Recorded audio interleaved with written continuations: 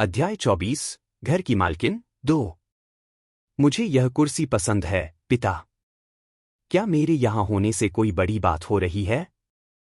क्या कैटरीना अब यहाँ बैठना चाहती है? जब भी मैंने तीनों को डिनर, लंच या नाश्ता करते देखा है, मैंने कभी कैटरीना को यहाँ बैठे नहीं देखा। अगर आप चाहें तो आप इसे ले सकते हैं। अलेसेंड्रा उठने लगी, लेकिन जैसा कि उसने अनुमान लगाया था, उसके पिता ने उसे रोक लिया। यदि किसी पर उसके पास पूरा नियंत्रण था, तो वह उसके पिता थे। बैठो, बैठो। यह तो बस एक कुर्सी है ना, प्यारी? डेस्मंड ने कैटरीना की ओर देखा ताकि वह पुष्टि करे। इस स्थिति में एक कुर्सी कोई बड़ी बात नहीं होनी चाहिए। एक और दिन, उसने फुसफुसाते हुए कहा, यह कोई बड़ी बात नहीं है।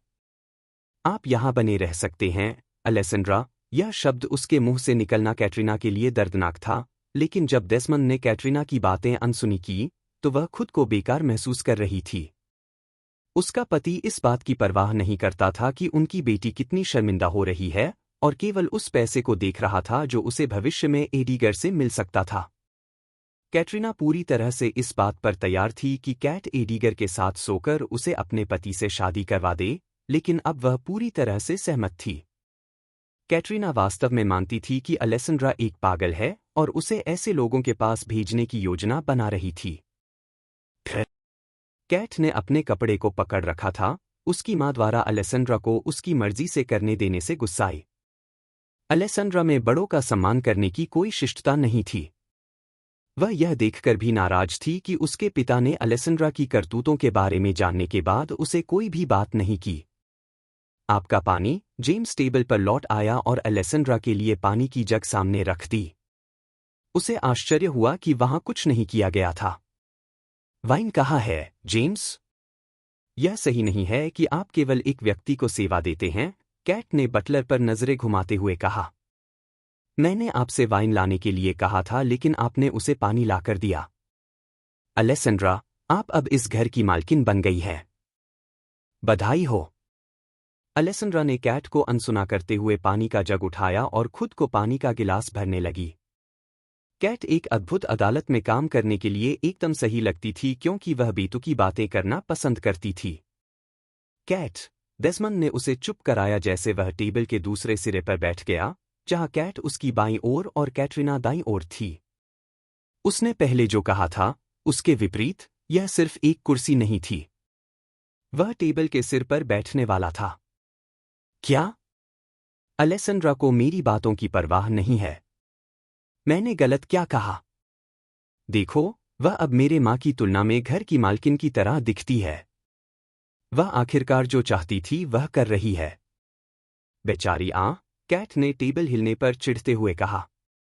कैट ने अपने पिता को घूरा, जिसने उसे टेबल के नीचे लात मारी थी। वह अभी भी अलेसेंड्रा के प्रति अच्छा व्यवहार बनाए रखने के इस मूर्खतापूर्ण विचार पर क्यों अड़ा था? अलेसेंड्रा, तुम्हारा दिन कैसा था? डेस्मंड ने विषय बदलने की कोशिश की। तुम्हें उसे नहीं रोकना चाहिए था, अलेसेंड्रा ने साय करते हुए कहा, जैसे उसने लगभग खाली पानी का गिलास एक तरफ रख दिया। मैं कैट के अच्छे व्यवहार करने का नाटक करने से सहज नहीं हूं जब मुझे पता है कि वह वास्तव में कैसी है। मैं यह भी नहीं चाहती कि आप अचानक मेरे दिन की परवाह करने लगे, पिता। मैं चाहूंगी कि सब बस चुप रहें। अपनी जिंदगी में एक बार मैं उससे सहमत हूं। मैं उसके प्रति अच्छा व्यवहार नहीं कर सकती, भले ही कोई मुझे पैसे दे। हमें जैसे पहले करते थे वैसे ही करना चाहिए, या तुम केवल उसके प्रति अच्छे रहो, पिता। अगर कुछ है, तो यही प्यार है जो वह सबसे ज्यादा चाहती है। वह ऐसे माता पिता के साथ बड़ी हुई जो उसे प्यार नहीं करते थे, कैट ने कहा। अलेसेंड्रा की जिंदगी केवल दुखों की एक बड़ी पोखर थी। यह वही था जिसके लिए उसने कहा था कि कोई जेलस है। कैट ने अपनी मुंह को हाथ से ढक लिया ताकि उसके पिता द्वारा फिर से लात मारे जाने से बच सके। मैंने कभी अलेसेंड्रा से नफरत नहीं की। पिता अपने बच्चे से नफरत कैसे कर सकते हैं? तुम जानते हो कि मैं तुमसे प्यार करता हूं, है ना, अलेसेंड्रा? डेस्मंड ने मुस्कराते हुए कहा, वास्तव में अपने शब्दों पर विश्वास करते हुए।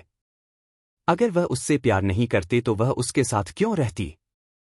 मुझे पता है कि आप मुझसे प्यार करते हैं, अलेसेंड्रा ने जवाब दिया, अपने पिता की मुस्कान को देखते हुए। जैसे मैंने प्यार को बचपन में देखा था, आप मुझसे प्यार करते हैं।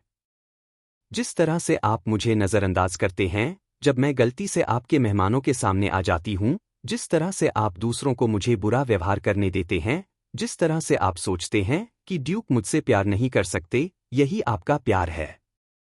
यह उसी तरह है जैसे आप मेरी माँ के साथ थे। मैं इसे माँ के प्यार से तुलना कर सकता हूँ, लेकिन ऐसा नहीं था कि वह बहुत अच्छा था।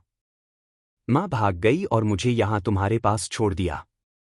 मुझे लगता है मैंने केवल बुरे प्यार का अनुभव किया है, लेकिन यह अभी भी प्यार है ना?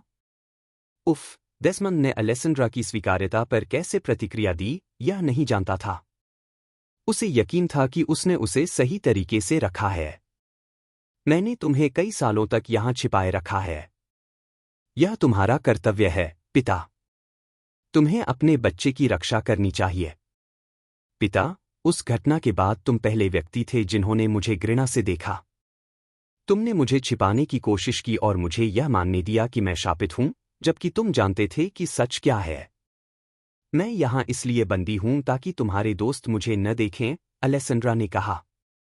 उसे यहाँ रखना कोई बड़ा एहसान नहीं था जब वह केवल यहाँ से भाग जाना चाहती थी। क्या वह सच में सोचते थे कि वह यहाँ रहना पसंद करती है ताकि उसकी पत्नी और बेटी द्वारा प्रताड़ित की जा सके? अगर वह समय पर अफवाहों को रोक देते या कम से कम उसके चेहरे पर जो हुआ उसे रोक देते, तो वह बहुत पहले इस घर से चली जाती और शायद अब किसी से शादी कर चुकी होती। कैटरीना अलेसेंड्रा के रोने और अपनी जिंदगी की शिकायत करने की और सहन नहीं कर सकती। तुम शादी के लिए काफी बड़ी हो। जैसे ही तुम एक औरत बन गई, तुम्हारे पिता तुम्हें निकाल सकते थे, लेकिन उन्होंने तुम्हें यहाँ रहने दिया। उनके कर्तव्य का अंत तब हो गया जब तुम एक औरत बन गई, लेकिन तुम कभी आभारी नहीं रही। मुझे यहाँ रहने की अनुमति? क्या यह तुम्हारी संपत्ति नहीं है जो तुम्हें मुझे यहाँ रखने के लिए मजबूर कर रही है, पिता? मुझे यह दे दो और मैं अभी यहाँ से चली जाऊंगी। अलेसेंड्रा ने अपनी संपत्ति के लिए अपना हाथ आगे बढ़ाया। जब आप घर में चुपचाप घूमते हैं ताकि आप देखे न जाएं, तो आप बहुत सी चीजें सुनते हैं। अलेसेंड्रा, यह ऐसा कुछ नहीं है जो मैं तुम्हें सौंप सकता हूं।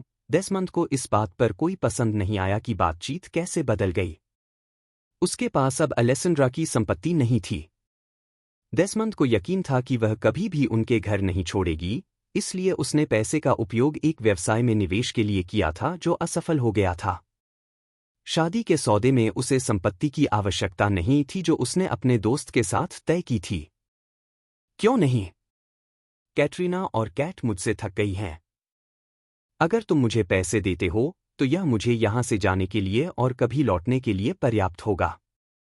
मैं शायद शहर भी छोड़ दूंगी और ड्यूक से शादी नहीं करूंगी, अलेसेंड्रा ने इसे पाने के लिए आगे बढ़ते हुए कहा। कैट की आंखें सुनकर चमक गईं। उसे पैसे दे दो, पिता। उसे जाने दो। यह संभव नहीं है कि तुम्हारे पास यह नहीं है ना, पिता? अगर मैं यह जानकारी अदालत में लाती हूं तो तुम्हारी जांच हो सकती है, क्योंकि तुम्हें मेरी संपत्ति को छूने का अधिकार नहीं है। यही कारण है कि उसने मुझे कभी जाने नहीं दिया, अलेसेंड्रा ने कैटरीना को एक तरफ देखते हुए कहा। यह वह कारण था कि अलेसेंड्रा ने कभी अपने पिता से नहीं कहा कि उसे जाने की अनुमति दे। जब उसने उसे अपनी संपत्ति की बात करते सुना, तो अलेसेंड्रा जानती थी कि वह अपने परिवार को छोड़ नहीं सकती। अंत में उसने किसी ऐसे आदमी की तलाश करने का फैसला किया जो उसे शादी के लिए तैयार हो। मैं तुम्हें दिए जाने वाले पैसे इकट्ठा करूंगी, अलेसेंड्रा। इसे किसी को मत बताना, खासकर एडिगर को। डेस्मंड जानता था कि अगर एडिगर को इसके बारे में पता चला तो वह फंस जाएगा। एडिगर के पिता उन पुरुषों में से एक थे जो बच्चों की संपत्ति की सुरक्षा के लिए लड़ते थे जब तक वे शादी नहीं करते या अपने परिवारों को छोड़ने का निर्णय नहीं लेते। शहर में एक बड़ा स्कैंडल ही इस कानून का कारण बना था। अलेसेंड्रा की संपत्ति उसकी शादी के लिए दहेज होगी, लेकिन उसकी बदनामी के कारण डेस्मंड को नहीं लगता था कि उसे इसकी आवश्यकता थी। तुम्हें नहीं लगता कि कोई मुझसे शादी करना चाहता है? अलेसेंड्रा को यह जानने की आवश्यकता नहीं थी कि यही वह सोच रहा था। मैं अपना मुंह बंद रखूंगी। हालांकि तुम्हें कभी नहीं कहना चाहिए कि तुम मुझे यहां इतनी देर तक शरण देने के लिए अच्छे थे। समझ गए? हाँ, डेसमंड ने घुटने की खांसी करते हुए कहा। एक पल के लिए उसे डर था कि अलेसेंड्रा ने उसे कैसे समझा कि उसकी संपत्ति चली गई है। अलेसेंड्रा के पास एक कार्ड था जो उसे अदालत में बताए जाने पर बर्बाद कर सकता था। अपनी सुरक्षा के लिए डेसमंड अलेसेंड्रा को खत्म करने और ड्यूक को बताने पर विचार कर रहा था कि वह भाग गई है।